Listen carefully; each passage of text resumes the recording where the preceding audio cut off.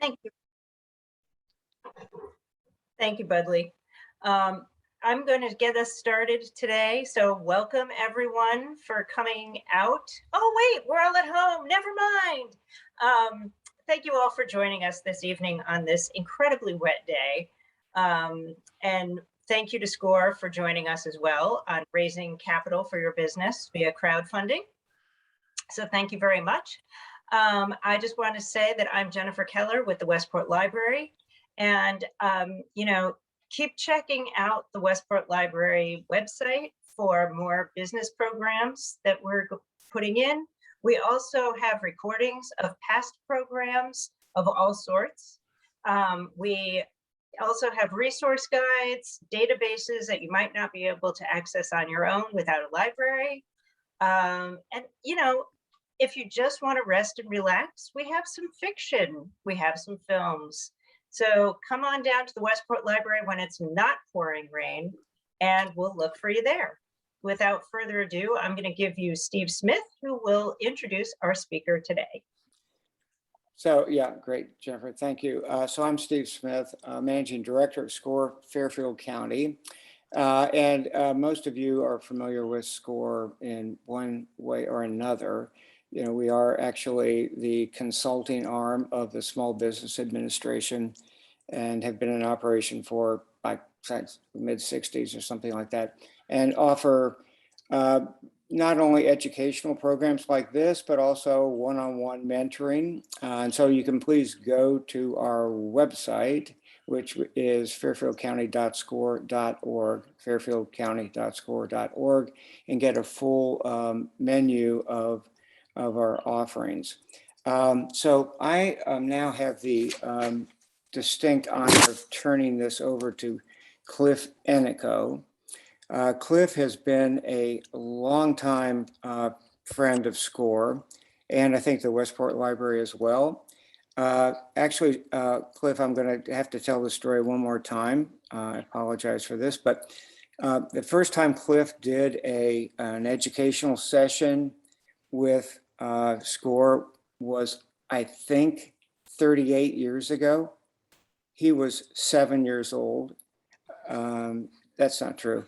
But his father was also a very enthusiastic supporter of SCORE and couldn't attend that night. And so he asked Cliff to do the education session, and he did it. So that's an incredible thing. And Cliff, I'm going to say that every time I introduce you, so just get used to it. And if you want me to revise it, you can tell me. But anyway, Cliff is a nationally recognized authority on legal issues for small business. He's best known for his time on Money Hunt, which was a PBS television series. And he's the author of 16 books. 16 sounds like a lot to me, but I'm sure you can do it. And then including and recently the Crowdfunding Handbook, raising money for your small business or startup with equity funding portals.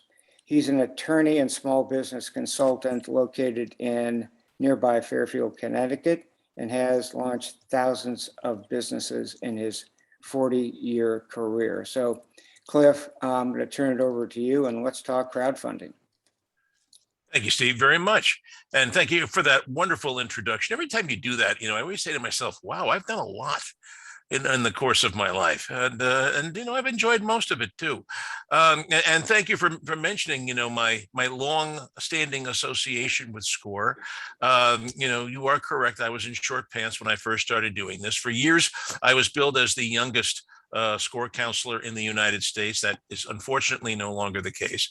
But my passion for the SCORE organization has remained unabated. I have referred, I cannot tell you how many hundreds of people to the SCORE organization over the years, and never once have I had someone come back to me and say, this was a waste of time, it wasn't worth doing. Everybody benefits from this, and it's absolutely free. Okay, let's use the F word up front here in this program. So So tonight's topic is something very interesting. I mean, most of the programs that I do for SCORE over the years are usually very sort of basic 101 kind of programs for people starting a small business, how to market yourself, how to market the one person consulting business, how to, how to set up a franchise, how to buy a franchise, how to the difference between LLCs and corporations.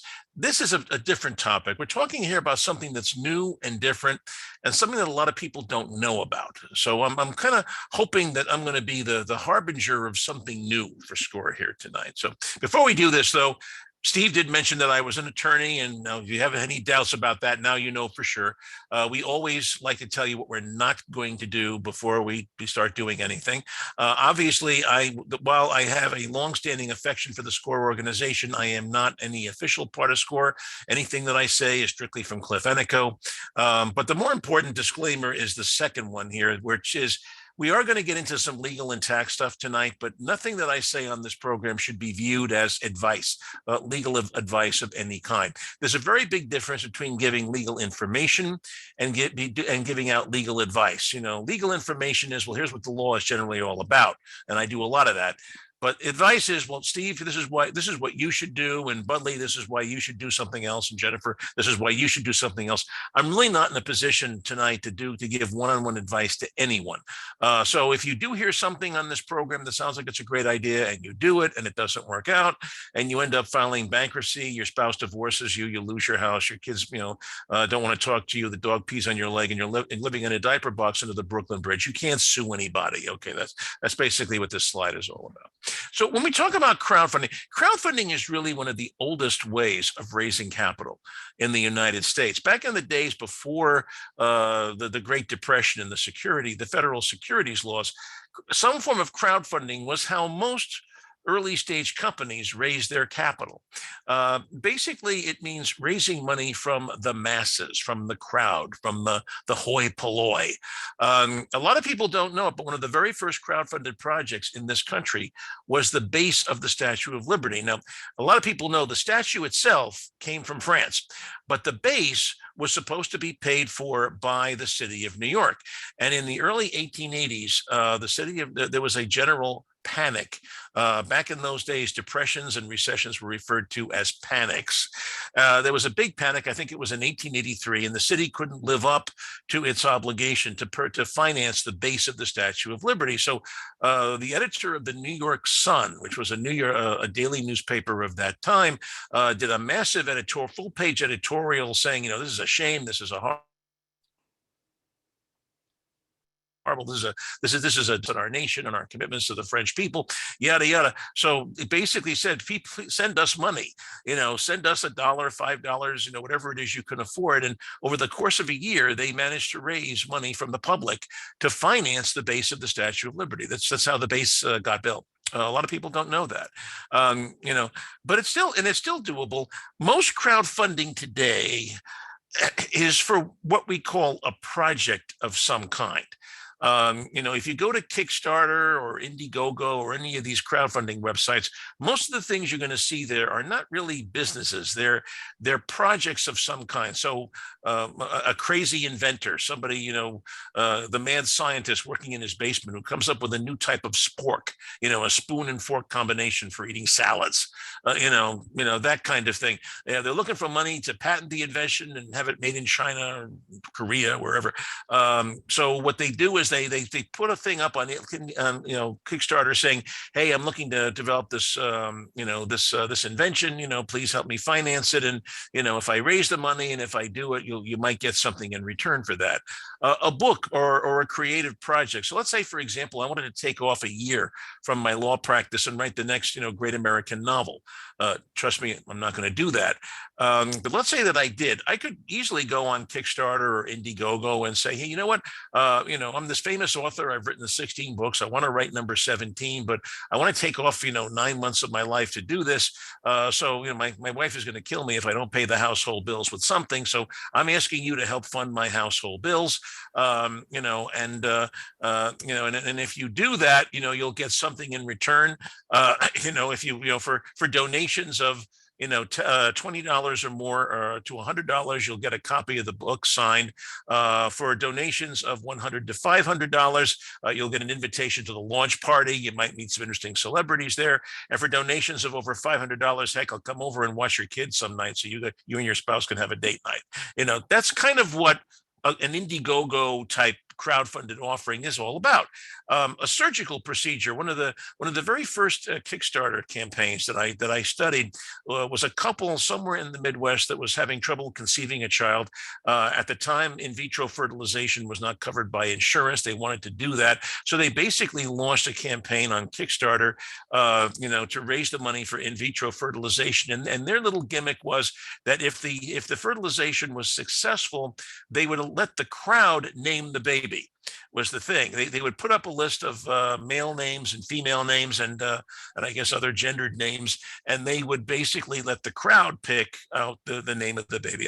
I wish I could say that I knew what happened with that one. I really don't. I suspect they didn't raise the money because it kind of disappeared off Kickstarter and I didn't see it afterwards. That's what a project type of crowdfunding is all about. You launch a campaign on a crowdfunded portal. You say, I want to raise this money, and I'm going to try to raise it over the next, 3 to 6 months. And if you do raise the money, well, then we do whatever it is we're planning to do. And if we don't raise the money, everybody gets their money back without interest. and then you promote it aggressively on your social media. But project crowdfunding is one of only 3 types of crowdfunding. In a typical project crowdfunding, the investor gets something in return eventually. And if you're doing this, by the way, if you're doing crowdfunding on Kickstarter and Indiegogo, which is all project crowdfunding, be very careful about making promises to people. There's a very big difference legally between saying, if you donate $100, you will get X, and but on the one hand, and saying, if you donate $100 and the following 15 conditions apply, you will get X. You have to be very careful about that. I mean, there are a lot of people on Kickstarter who raise money and then, for whatever reason, in good faith, they were not able to complete the project that they wanted to do. But the investors still sued them because they thought that they were promised something within a certain period of time. So if your deal is, if I raise $5,000 and the sun doesn't rise at 6:08 in the morning exactly to the minute on September 15th of 2024, you will get, whatever. Make sure that you're very specific about when the investor will get something and when they don't. Consumer fraud does apply.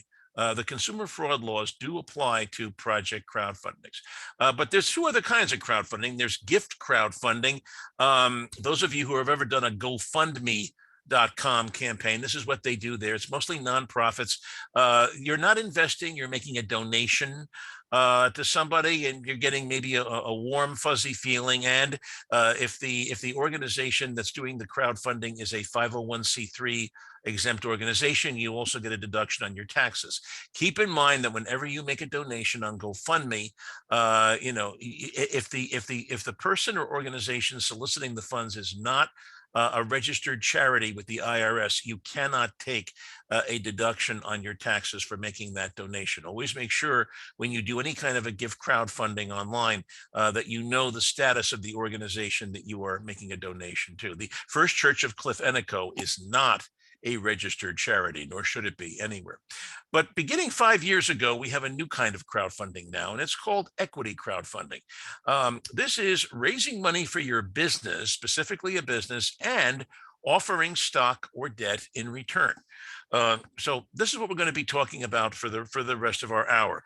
Before we begin, though, I want to just give sort of a little overview of how capital is raised, and especially under the federal securities laws.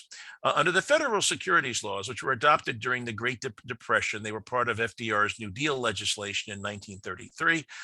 There are 3 ways to raise capital.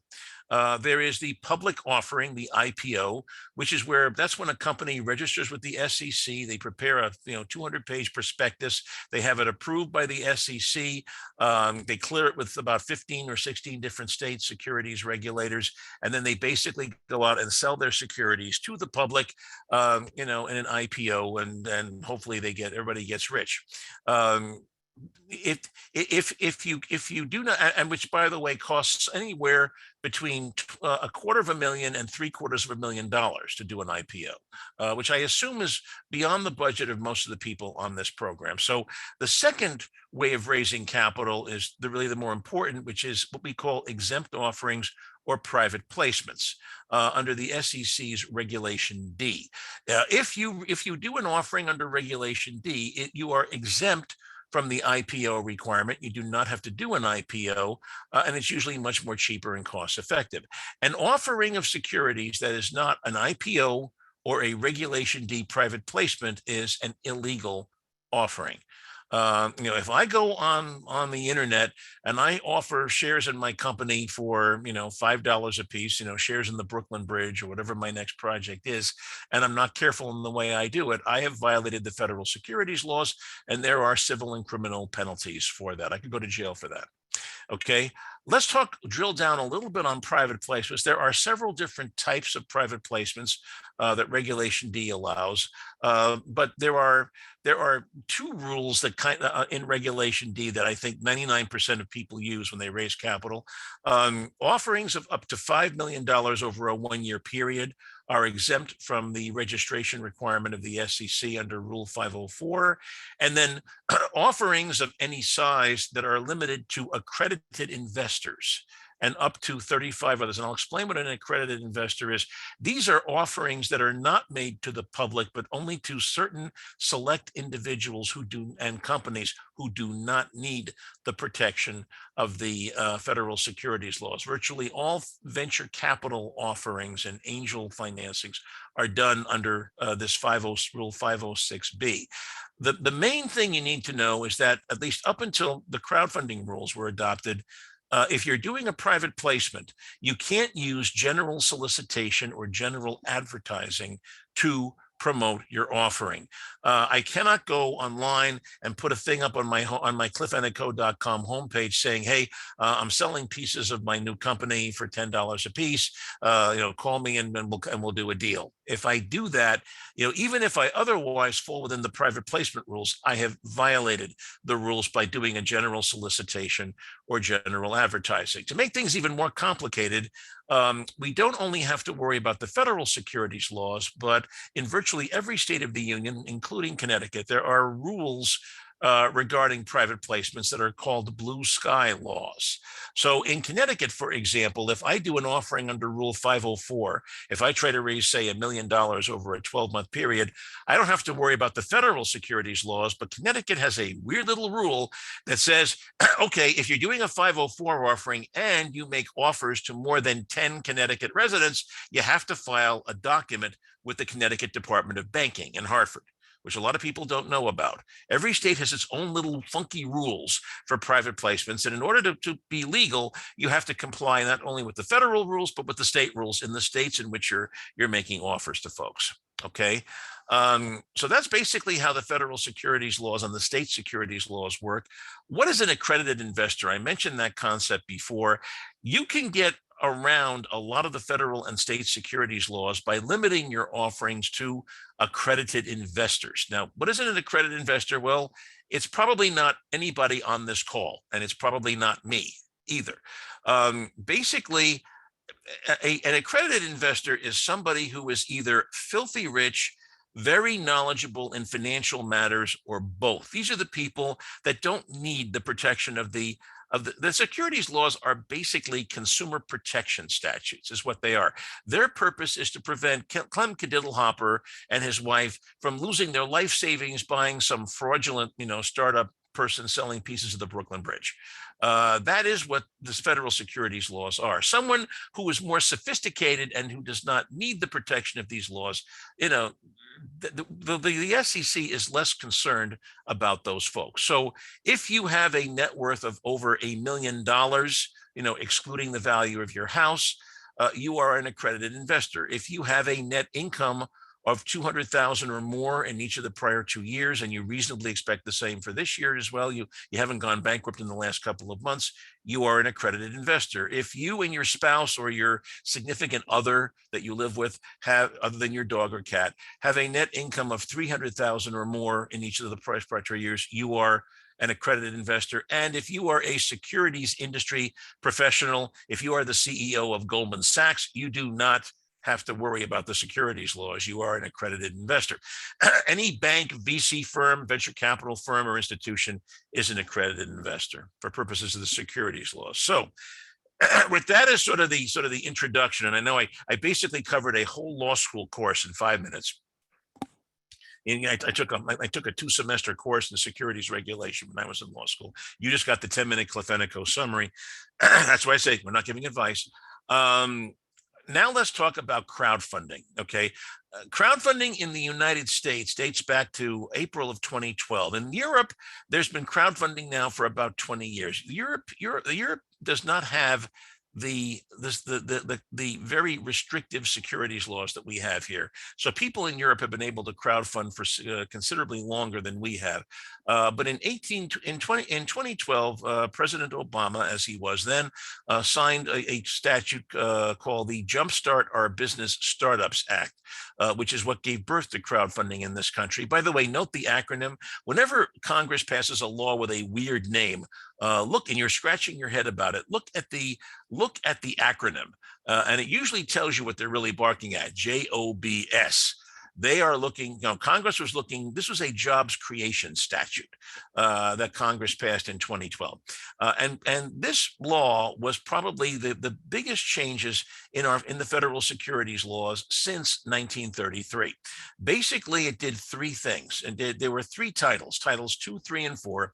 Title 2 extended private placements to accredited investors only. And it basically said, if you are doing a private placement to accredited investors only, you can use general solicitation and advertising to reach those people and market to those people, as long as you don't accept money from anyone who is not an accredited investor, you are okay. And that was a massive change in the securities laws for private placements.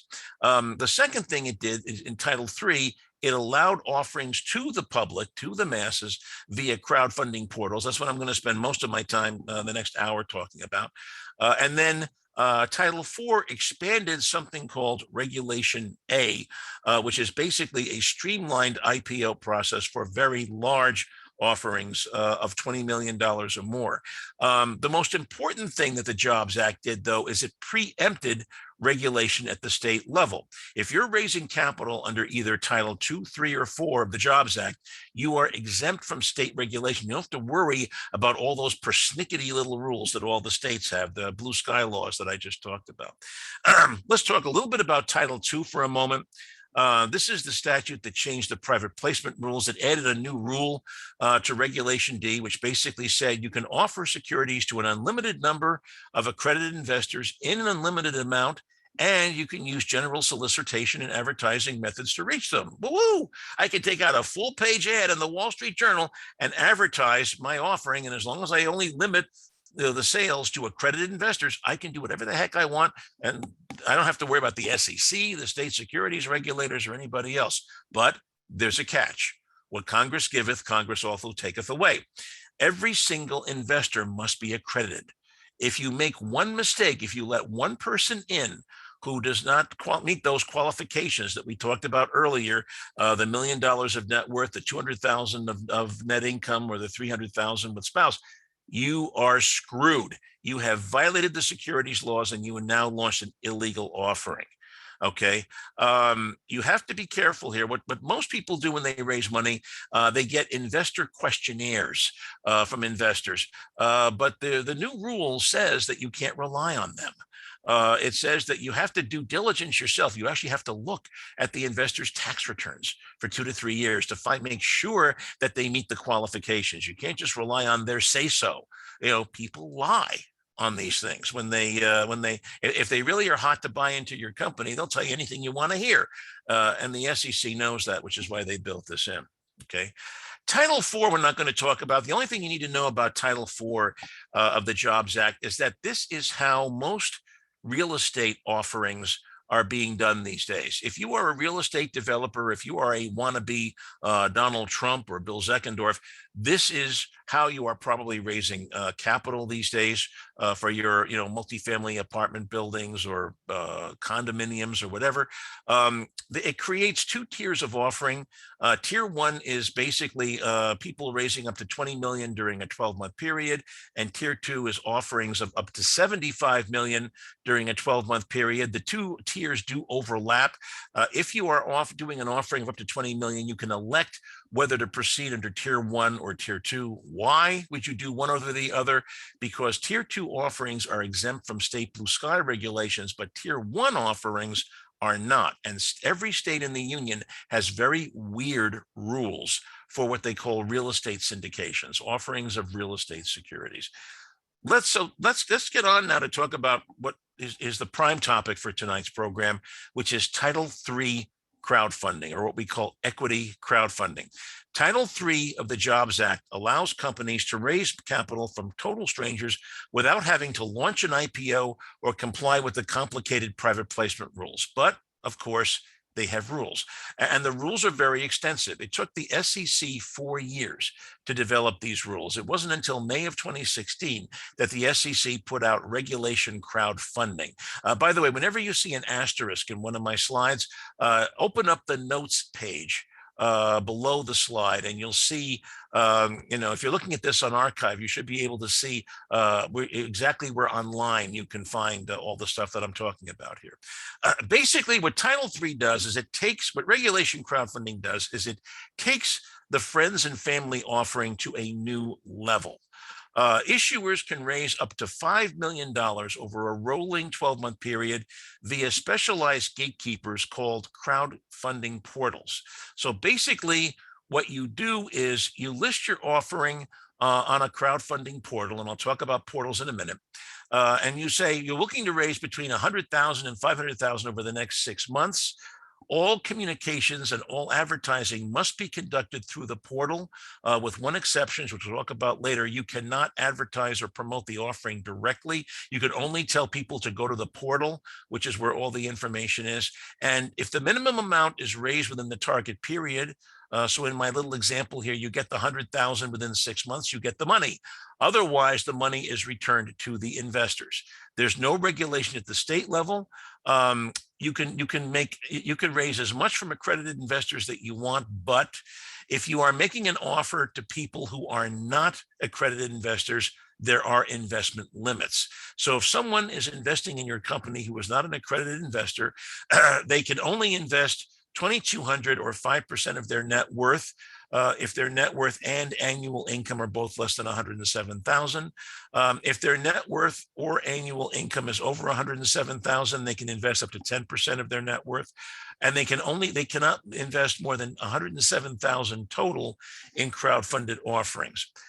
So we still have that distinction between accredited investors and the rest of the world.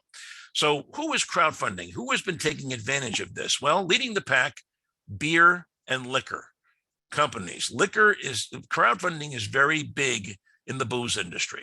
Your favorite craft brewery or single batch distiller probably has done a crowdfunding at some point in their career. Entertainment companies, games, medical devices, and then inventors with tangible products, the spork inventor that I talked about earlier.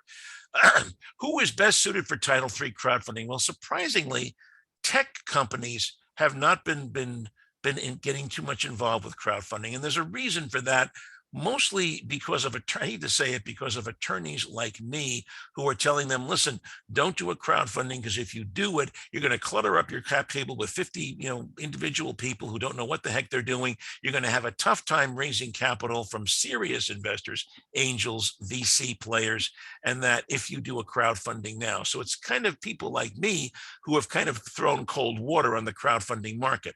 But who is benefiting from crowdfunding, interestingly enough, are companies that have not traditionally benefited from venture capital. So let's say, for example, you have a killer restaurant. You have a restaurant that's been in your family for over 50, 60 years. Everybody in the community knows who you are. They love it. There are hundreds of people who proposed marriage to their spouses at your restaurant, who have celebrated a 50th anniversary. You've got, 50,000 likes on Facebook and 2,000 followers on Twitter. But at the end of the day, you're a restaurant. You're a service business, and restaurants and service businesses in general do not qualify for venture capital. Venture capitalists do not invest in businesses that are non-scalable, like a retail or service business. In a situation like that, the only way that you could raise money historically was through a bank loan, an SBA loan, or something like that. You couldn't tap the equity markets. But now, thanks to crowdfunding, you can do that now. So if you have a killer restaurant with 50,000 likes on Facebook, you can put an offering up on a crowdfunding portal and pitch it to those 50,000 people. And if with 50,000 likes on Facebook, what are the likelihood that's at least some of these people, 1 or 2%, will actually invest in your restaurant? How many of you would like to be able, the bragging rights to say that you own a piece of a local restaurant, especially if you sweeten the offer by giving like a couple of free dinners or maybe a guaranteed seat on Saturday night as part of the offering? For investments of over $1,000, you get a guaranteed seat on Saturday night as long as you give us 2 days notice. I know a lot of people that would take advantage of something like that. Or if you're a craft brewery, you throw in a 6-pack of beer for investments of over a certain amount. You can do stuff like that in crowdfunding. You can mix tangible product with money. You can do that. Any kind of small business in the retail or service sector with large followings, and what I call wowie zowie companies. These are companies that just have a terrific story. So right now, as a matter of fact, I'm working on a crowdfunding for a rock band. It's a rock and roll band that were very famous during the 1970s. I can't mention names, but if I did, you would know who they were. What they want to do is they want to raise money for a jukebox musical on Broadway based on their music. They've actually got a script writer who's written a script for the show. They already have, actors, selected to play them. They've licensed all of the music rights. They're forming a separate company to do the show, and they want to raise money from their million-plus Twitter followers and, Facebook fans. That's what they're looking to accomplish, is something like that. And they're willing to throw, for investments of over $1,000, they'll give you 2 free tickets to the show. How many of you would want to say that you have helped funded a Broadway show, a Broadway musical?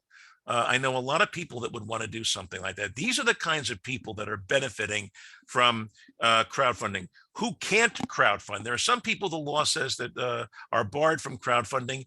Foreign companies cannot do crowdfunding in the US except Canadian companies. We always make an exception for Canadians because they're so nice, and there's so damn many of them here in the United States. Public companies cannot take advantage of this. Investment companies like mutual funds, hedge funds, companies that have gotten into trouble with the SEC in the past are barred. LLCs, legally, there's no reason why an LLC couldn't do a crowdfunding, but it gets very cumbersome because LLCs are all owned by people who own percentages. They're partnerships. And once a partnership gets too big, it gets very cumbersome and difficult to operate.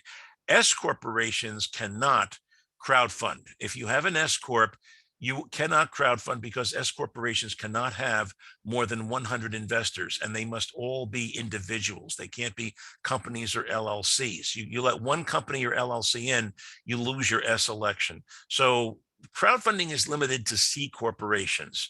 Also, blank check or shell companies like these SPACs, SPAC, special purpose acquisition companies you've been reading about, they cannot do it.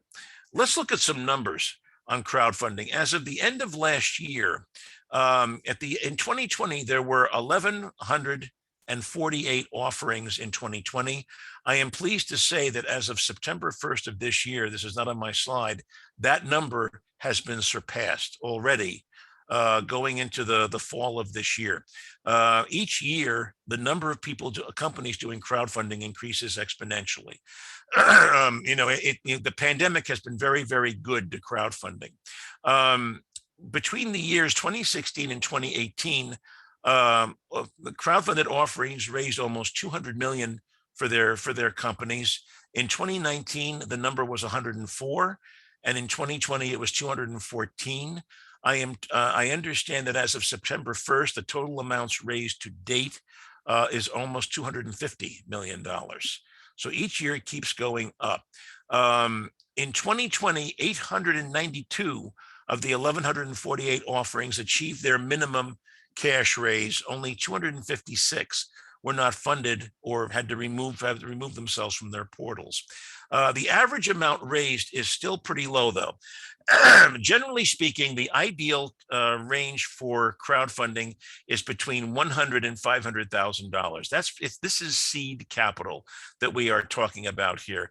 There are relatively few offerings of $1 million or more that are happening via Title III crowdfunding. Usually, when you're raising more than $1 million, you tend to want to go the private placement route because then you can raise a lot. Even though you can raise up to $5 million under Title III, you're much better off, at least your lawyer or your accountant will tell you, or your investment banker will tell you, that you're much better off raising money from a handful of accredited investors rather than getting 100 people each investing 5,000 each or something like that. It's just it's a crowd that's much easier to manage, and we'll talk about that later.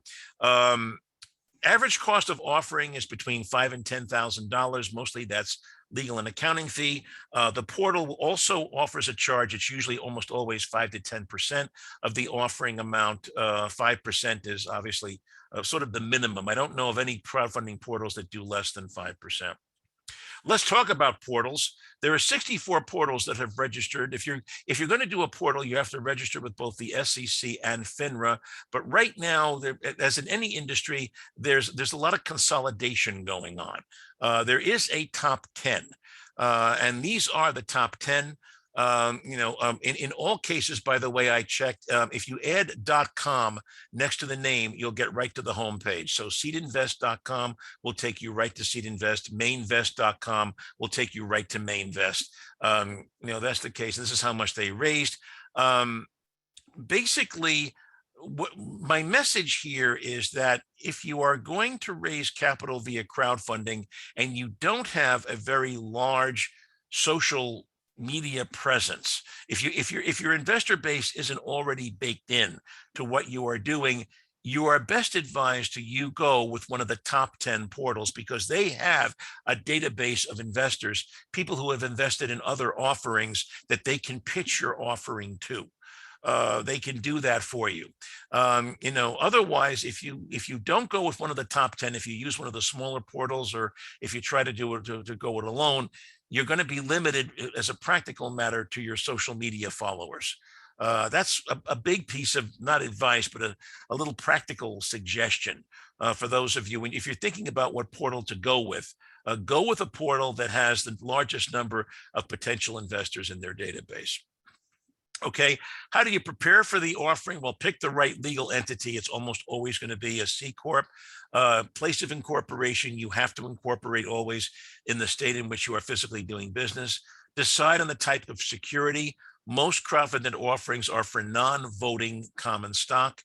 You never want 50 investors to have voting rights for 5% of the company. That's a real pain in the neck. Every time you do a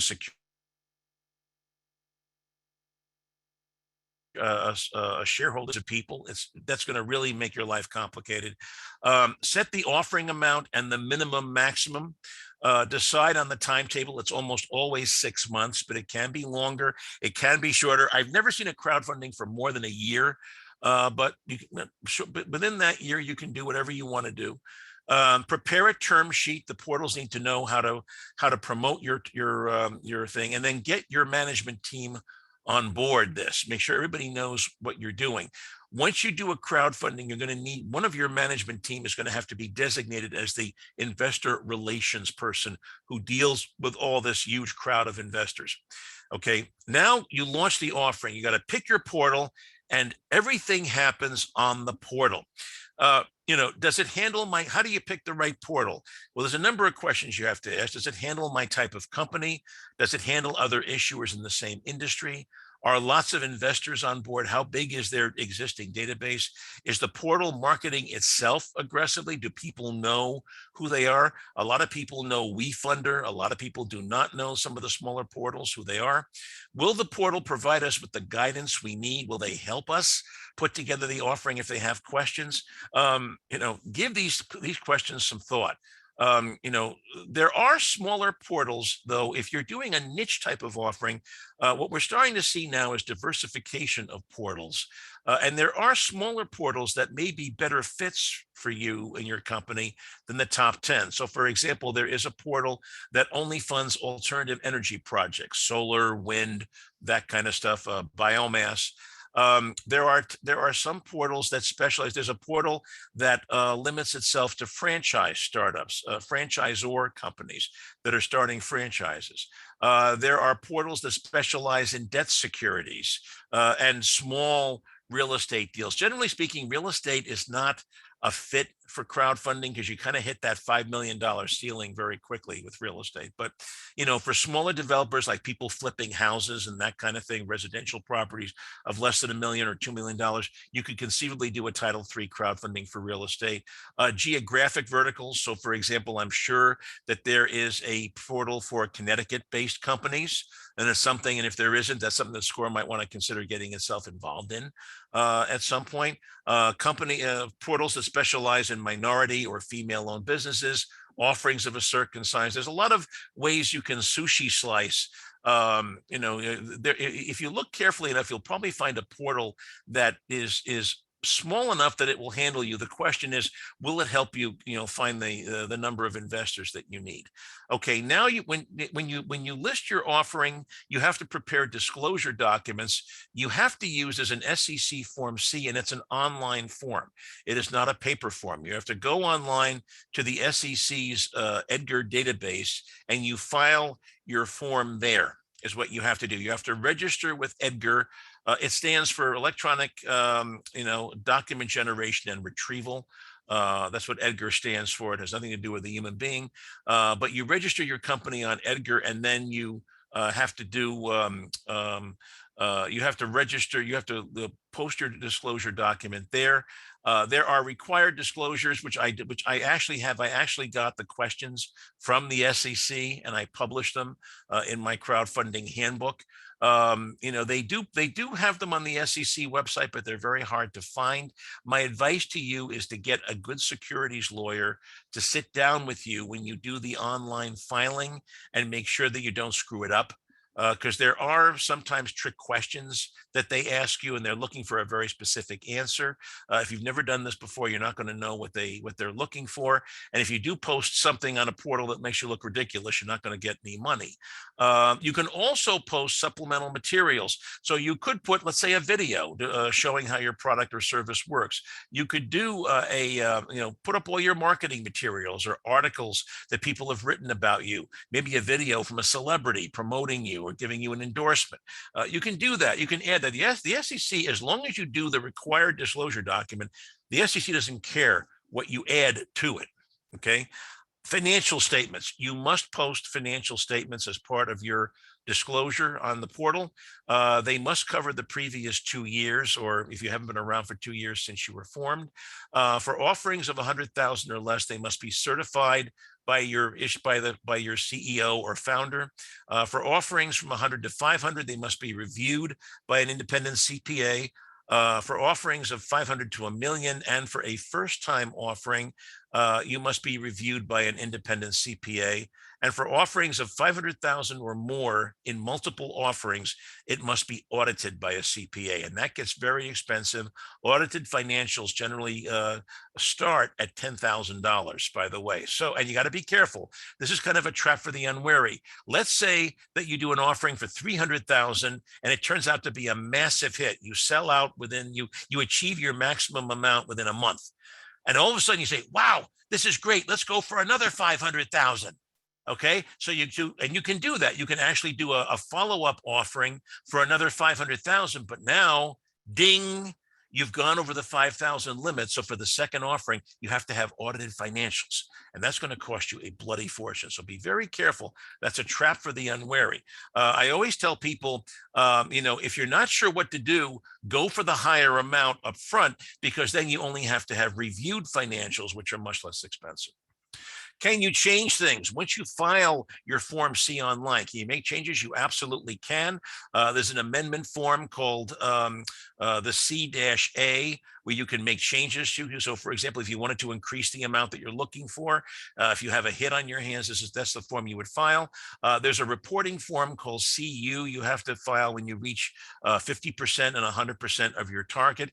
You can close your offering early. Let's say you want to raise between 100 and 500, and you get 200,000 within 30 days, and you say, you know what, that's enough. We can deal with that. Let's close the offering early. You can do that and get your money and get your 200,000 early, but you have to give notice to investors, and they have 48 hours to back out of the offering. You can extend the time to reach the offering or raise more money, but there are rules here. You're going to have to amend your disclosures explaining why more is necessary. And, well, we saw that there were a lot of suckers out there who bought into our offering, so we feel there's more suckers out there, so that's why we're going to increase our amount. You can't do that. Please don't try to do that. There have to be bona fide business reasons. What I suggest to my clients is that they do a tiered offering, saying, for 200,000, we can do this. For 400,000, we can do X more. And for 600,000, we can really knock the cover off the ball and make this thing a hit within a short period of time. Show the investors what they get at different tranches of investment. Okay.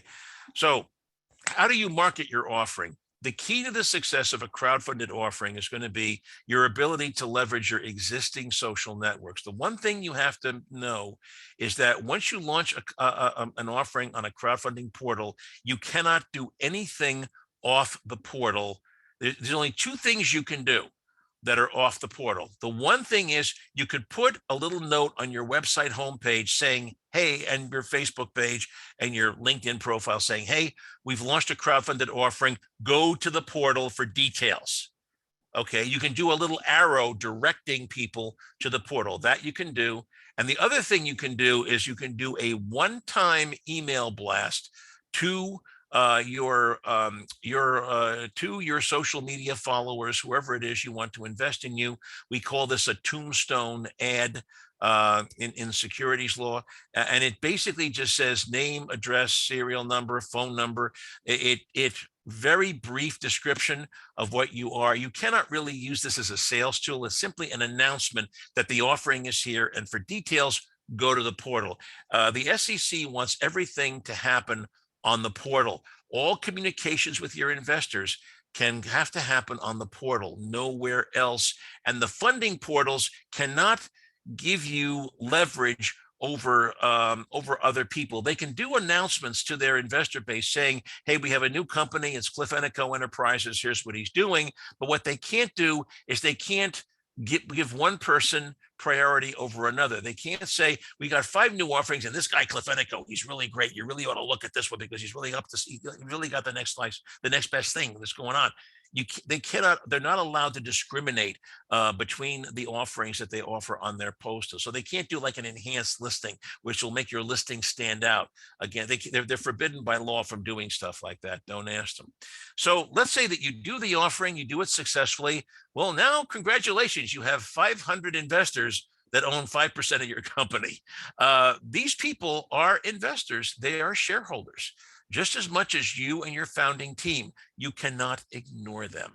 Once you have a successful crowdfunding, you must treat these people with the same respect that you treat your own management team.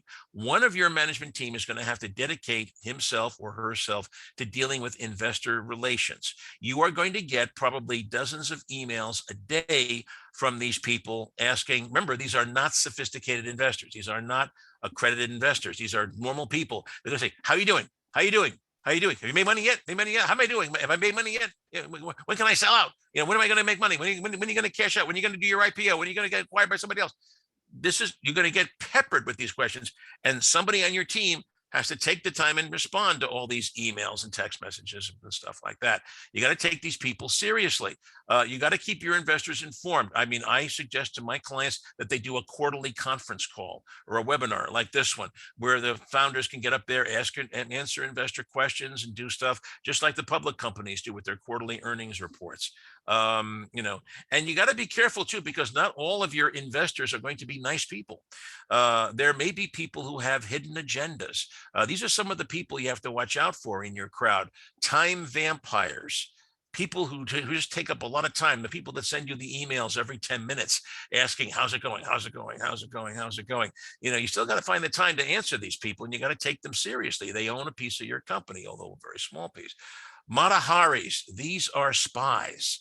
These are people who work for your competitor, who buy $100 worth of your shares, you know, because that way they have access to all your quarterly or monthly management reports. They get all the information that shareholders get, and that way they can pass it on to them and use it to compete with you.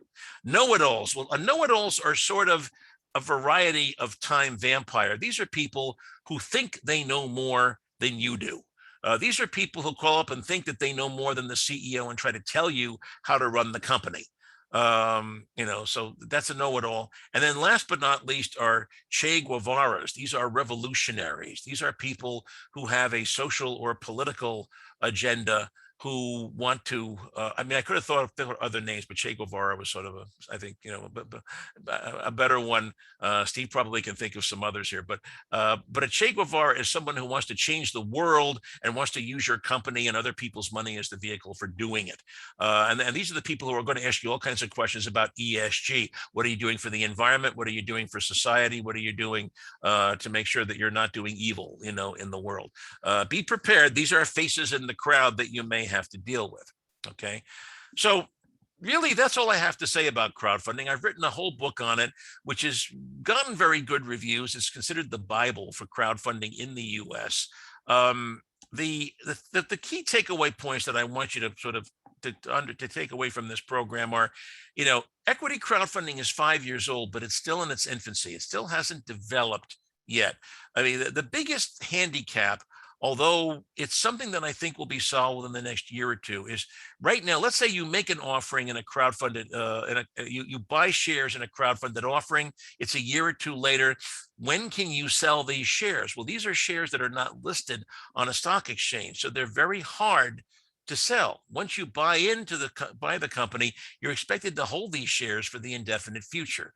And that is the lack of what we call a secondary market for these shares is one of the things that is holding crowdfunding back. But I don't think that that's going to be for much longer. There is a company that I'm aware of that has actually filed with the SEC to start an exchange for crowdfunded securities, and they're very close to getting approval. So if I do this program this time next year, we'll probably have a solution for that, and that will open the floodgates to crowdfunding. When people can invest in crowdfunding startups and they know that they can sell their shares within a year's time, you know, under the SEC rules, that's when you'll start seeing a lot more people investing in these things.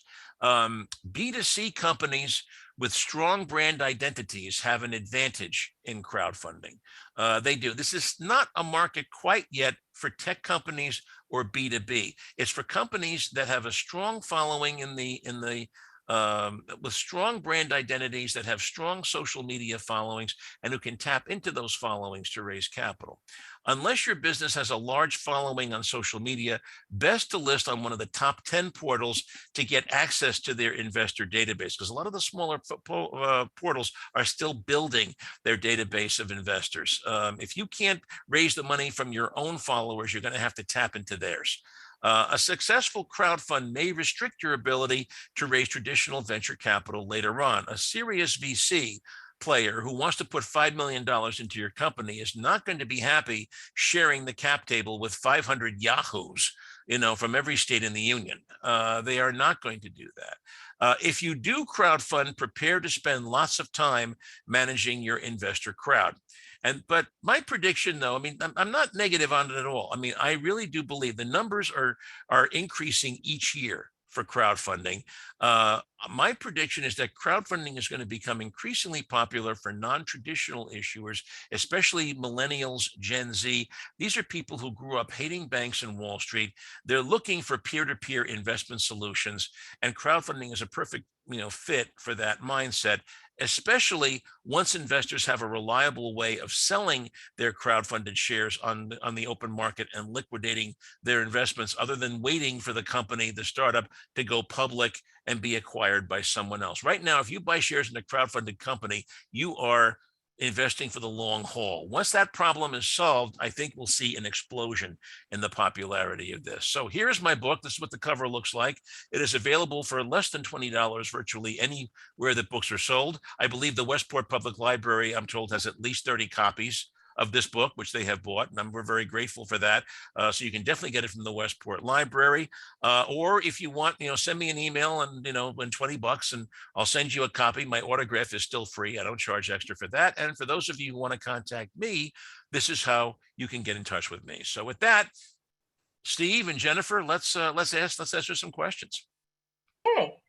Just want to remind the crowd that if you do have a question, please type it into the Q&A tab, but we have one already. So here you go, Cliff. Is crowdfunding an option for people that are just starting out their business, or only for established businesses? Okay. Okay. The short answer is you can do it for a startup business, but you have to ask yourself, where are the investors going to come from? If you are doing a crowdfunded offering for a startup business and the founders are people who don't have extensive social media followers of their own, then my suggestion is you're going to be using one of the top 10 portals, and you're going to be paying whatever it is that they charge to list your offering, because they have access to investor databases that you don't have access to, and they can help you pitch your offering, and you're going to pay a higher price for that than you will if you do it yourself. But let's say that, like, take that rock band. Now, that rock band that I talked about, now they're a startup. They've never done anything like this before, but they're a rock band that's very well known, and they have millions of Facebook followers. They don't need to go with one of the big portals. All they need is someone to take their listing, and they'll do the job of getting the investors to buy in. So that's the choice you have to make. If you are, an internationally known celebrity with 16 books to your credit, and a TV show, although a TV show that hasn't been around for a very long time, you might be able to get away with doing it yourself with your social media followers. But otherwise, you can do it, but you're going to be limited to one of the big portals, because they're the only ones that'll help you get where you want to go. Okay, great. Thank you so much. I think, Cliff, that it seems that you were so detailed in your presentation that you answered everyone's questions, because I don't have any other questions for you. So, well, this is a very new thing. Like I said at the very beginning, a lot of people are not aware of this option. And for a lot of people out there, especially in the Score community, I represent some restaurants and some bars and some craft breweries, with very strong brand identities, but, they don't have the oomph to be able to raise traditional venture capital. And for these kinds of companies, especially companies that have a strong following, let's say regionally or locally, crowdfunding is something that they should absolutely look into. Let's face it, who wants to pay, today's interest rates for an SBA loan when you can get, 50 investors to give equity money, which, doesn't bear interest? What crowdfunding is ultimately going to do is it's going to open the equity capital markets to small businesses that historically have not been able to access the equity markets. That's what crowdfunding is ultimately going to do for the economy. Hey, Cliff, by the way, can you hear me okay? Yes. Okay, sure. So, this rock band that you have, who we're not going to name, I'm sure it's not the Rolling Stones, although a lot of them live around here. The Westport Library actually has a phenomenal recording studio. And so you might want to suggest to them that they go down and take a look at it for just production and I don't know. I'm Jennifer. I know Possibly. I'm selling Jennifer. I'm selling your stuff now. So, Well, but Well, thank you very let me well, let me just say this. I mean, if Keith Richards or Mick Jagger were hiring me as their attorney, I wouldn't be doing score presentations anymore. I'll just be very honest about that. yeah. I can't mention the band, obviously, for reasons of confidentiality. My point was it's Yeah. probably not the Rolling Stones. So they may need access to a really high quality recording studio, and they've got one at the Westport Library, which most people don't know about. So There you go. Well, the Westport Library has some incredible resources, and Jennifer, maybe you should talk a little bit about some of the other things that they have to offer. Because when people think of libraries, they think of books, and books on tape, but it's so much more than that. It is. So for all of you watching at home, definitely stop by at the Westport Library. It's much better to see it for yourself. We do have production studios for both sound and video, and we have a whole lot else, as well as access to a lot of databases. So definitely come and join us at some point in person when maybe it's not monsoon season. And on behalf of everybody at the Westport Library, Cliff and Steve and SCORE, I want to thank you for coming out and sharing your expertise. And for those of you watching at home, thank you. And hopefully soon we'll be able to see you in person. So thank you so much. Thank you, Jennifer, and thank you to SCORE for making all of these opportunities possible. For those of you who are starting a small business and you're struggling, there is hardly any better resource in the United States than SCORE, and it's absolutely free. And if you're not taking advantage of it, I would strongly advise you to get to know some of your local SCORE counselors, and look at some of the people. It's basically scorefairfieldcounty.org is the website, Steve. Still. Oh yeah, that's it. SCORE Fairfield County. You're doing exactly what I was going to do. So Cliff, it's like unbelievable. So Cliff, you're going to get your big bonus check per usual this month, which will be Keep them coming. That's keep them coming. After 40 years, they make a difference. Yeah. Great. Well, all right, good. Good night, everybody. Good night. Thank you, everybody. Take care. Stay dry.